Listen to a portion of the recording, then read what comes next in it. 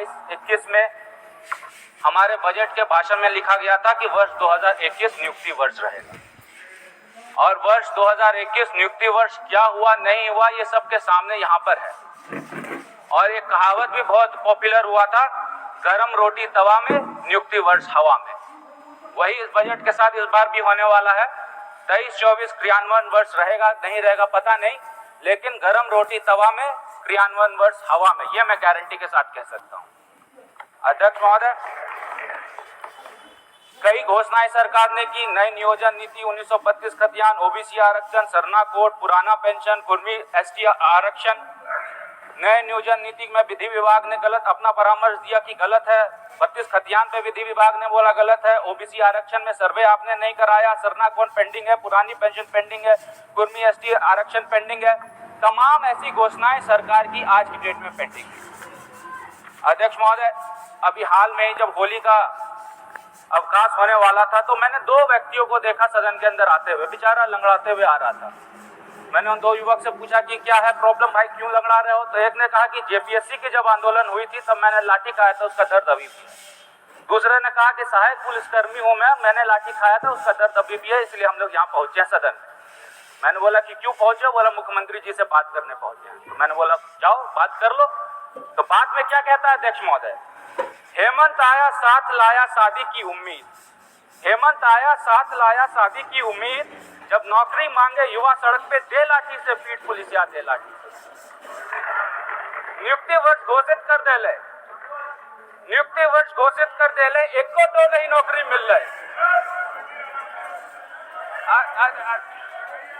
साथ लाया शादी की उम्मीद, हेमंत आया साथ लाया शादी की उम्मीद, जब नौकरी मांगे युवा सड़क पर दे लाठी से पीट पुलिसिया दे लाठी से पीट। नियुक्ति वर्ष घोषित कर दे ले, एक को तो नहीं नौकरी होले, नियुक्ति वर्ष घोषित कर दे ले, एक को तो नहीं नौकरी होले, भत्ता मिलाना भीख, यहाँ पर भत्ता मिलाना भीख, पुलिसिया दे लाठी से पीट पुलिसिया दे लाठी।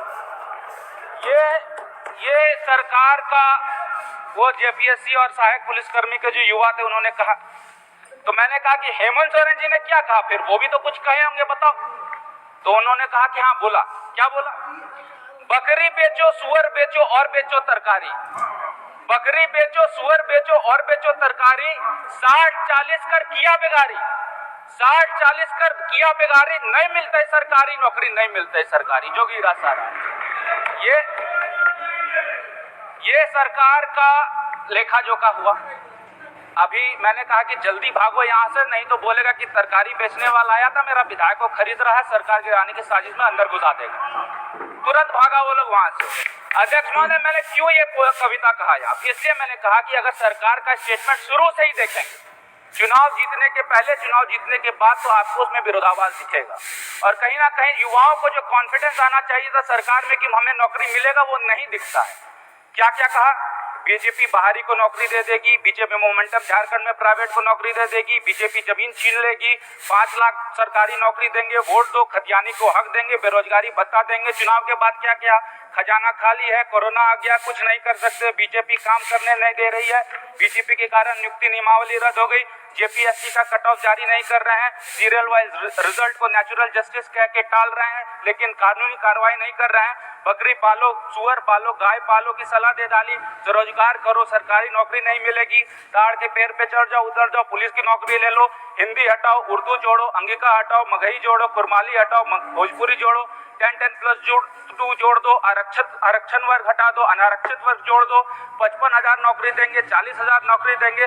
फिर क्या हुआ, 5 लाख सरकारी नौकरी रही, रोजगार देने की बात। इतना कह के पोस्ट 16 नियुक्ति नियमावली को लागू करें, 60-40 लागू करें।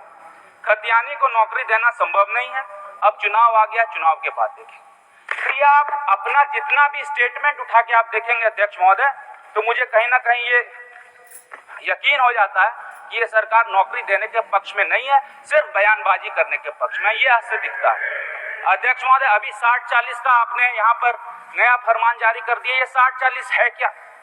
60 तो हमारा संवैधानिक अधिकार है, यहाँ के SC, ST, OBC, EWS को तो 60% रिजर्वेशन मिलना ही है, और खतियानी को ही मिलना है, वो कहीं दूर जाने वाला नहीं है। इससे पहले 50-50 था, जब तो 50% था, 10% EWS का हो गया।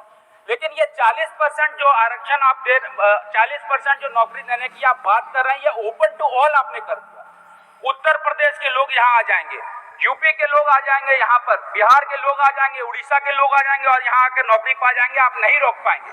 और इसका सीधा सीधा प्रमाण अगर आपको देखना है अध्यक्ष महोदय, तो आपको मैं एक अपना क्वेश्चन है उसका मैं उत्तर दिखा दूं अध्यक्ष महोदय।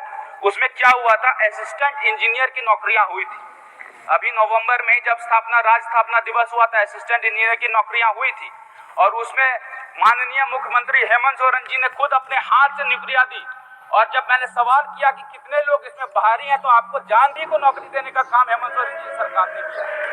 इसीलिए मैं गारंटी के साथ कहता हूं अध्यक्ष महोदय कि 60-40 रेशियो अगर आएगा तो 40% बाहरी लोगों के लिए आपने रास्ता खोल दिया है और 40% बाहरी में एक भी खतियानी नहीं होगा अध्यक्ष महोदय, ये मैं आपको आश्वस्त करता हूं। इसके लिए आपके पास क्या उपाय है? इसके लिए आपके पास उपाय है, बावरी कमेटी की रिपोर्ट है, आप उसको देखिए, उसके आधार पर नियोजन नियमावली बनाए। जब तक चीजों को ठीक नहीं करेंगे अध्यक्ष महोदय, तो मुझे लगता है कि आप युवाओं के साथ जस्टिस करने का काम नहीं करेंगे। 40% खतियानी को हम नौकरी नहीं दे पाएंगे, बाहरी लोग आएंगे, उसमें आपको सबसे ज्यादा फजीयत आपकी होगी, क्योंकि आपने कहा था कि हम खतियानी को प्राथमिकता के आधार पर नौकरी देंगे। 60-40 आपने ले आया। अब अध्यक्ष महोदय, ये 60-40 जो आपने ले आया, युवाओं के अंदर एक आक्रोश है और इस आक्रोश को आपको समझना होगा। 100 में 60 हमारा है, 40 खतियानी नारा है। जो 40 को छेड़ेगा, युवा उन्हें खदेड़ेगा, युवा उन्हें खदेड़ेगा। ये आज की डेट में अध्यक्ष महोदय, युवाओं के मन में ये आशंकाएं उत्पन्न हो रही है कि आखिर होगा क्या उनके भविष्य का। अध्यक्ष महोदय, बजट का यहाँ पे लाया गया है, बहुत तामझाम के साथ बजट को लाया गया है। 1 लाख करोड़ का बजट लाया गया है।